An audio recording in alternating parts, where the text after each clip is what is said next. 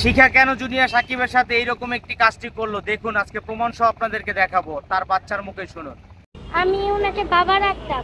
Junior সাকিবকে নাকি এই মেয়েটি, ছোট্ট মেয়েটি বাবা ডাকতো। শুনুন সেই মেয়েটির সাথে কি করলো জুনিয়র সাকিবে। উনি আমার সাথে খারাপ কাম করছে।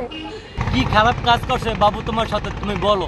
তখন আমরা নারায়ণগঞ্জ বন্ধ শ্যামপাড়া বাসায় থাকি, তখন আমার আম্মু ঢাকা গেছিল। ঢাকা যাওয়ার পর ওনার কাছে আমার রাইকা গেছিল। রাইকা যাওয়ার পর আমার বুকে হাত দিয়েছে আর আমার লিপ কিস করছে।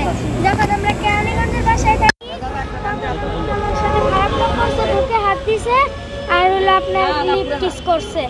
একটা মেয়ে যদি কাউকে বাবা ডাকে, সেই লোকটি এই রকম একটি কাজ কিভাবে করে আপনারা বলুন। আর যখন আরেক বাসায় যে আমরা বর্তমানে যে বাসায় থাকি, ওই বাসায় আমার সাথে খারাপ কাম করছে আর বুকে হাত দিছে। ছি ছি ছি ছি, সাকিব তুমি যে কাজটি করছো শিখার আবারও উচিত। জুনিয়র সাকিব, তোমার কি হয়? আমি ওনাকে বাবা ডাকতাম। বন্ধুরা আপনারাই বলুন বাবা কিভাবে এই কাজটি করলো। উনি আমার সাথে খারাপ কাম করছে।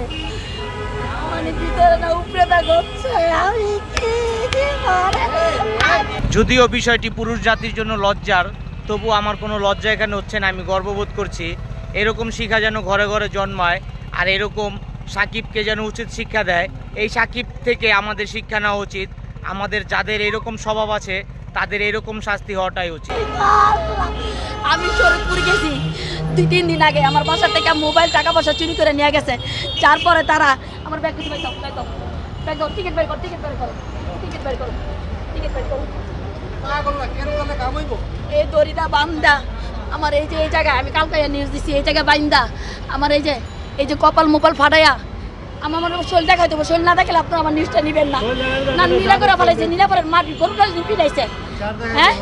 হ্যাঁ এটা দেখা দেবো না। এবার আপনারাই বলুন, সে কি কাপড়টা খুলে দেখাবে ক্ষত স্থান? আমার মতে দেখানো উচিত না। তো সাকিব এত অত্যাচার করেছে, তারপরও সাকিবকে সে কিছু বলেনি, জেলে ঢুকিয়ে দিয়েছিল, আবার জেল থেকে সে বের করেছেন। সেই জেলে ঢুকিয়েছে, সেই জেল থেকে বের করেছে, আর বের করার পরে তুমি এই কাজটি করলে। আমার মেয়ের সাথে এই কাজ হয়েছে কি লিগা, আমি যাই কালারও দিচ্ছি, মিথ্যা কথা বলবো না। রাইতের 1টা বাজে গেছি, যাই আমি তার কালারও ধরছি। আমার মেয়ের সাথে এই কাজ করছো কি লিগা, তুই আমার বাসাতে পলাইছ কি লিগা। আমার বার্নি আমি সাক্ষী দিব। তারপরে ওর বন্ধু আছে বিথি, এই যে জুড়েন থাকে, ওই বিথি আপাকে সবার এটা আমি জানাইছি। আর 2 সপ্তাহ আগে জানার পরে ওর বাবার কাছে আমি দিয়ে দিয়েছিলাম। দেওয়ার পরে ওর বাবা আর নিচে এই রেকর্ডটা দেখেন ও কি বলছে সেটা শোনেন। বোন, তুমি এই কাজটি যে এখন করলে, এই কাজটি তোমার আরো আগে করা উচিত ছিল। এই দুশ্চরিত্র লম্পটের উচিত শিক্ষা দেওয়া তোমার আরো আগে ছিল। আমি তোমাকে স্যালুট জানাই এই কাজের জন্য। সাকিবের অরিজিনাল মায়া, সাকিবের মায়া কি বলি আপনাদের?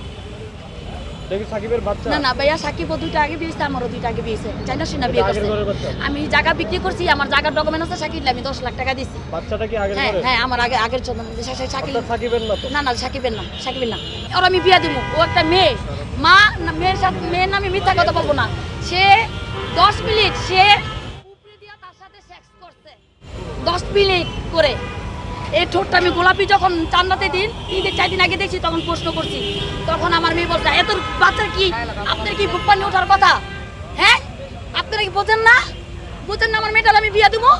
বুঝেন না? আমার জীবন লাইফ শেষ, আমার মেয়ের জীবন তো শুরু।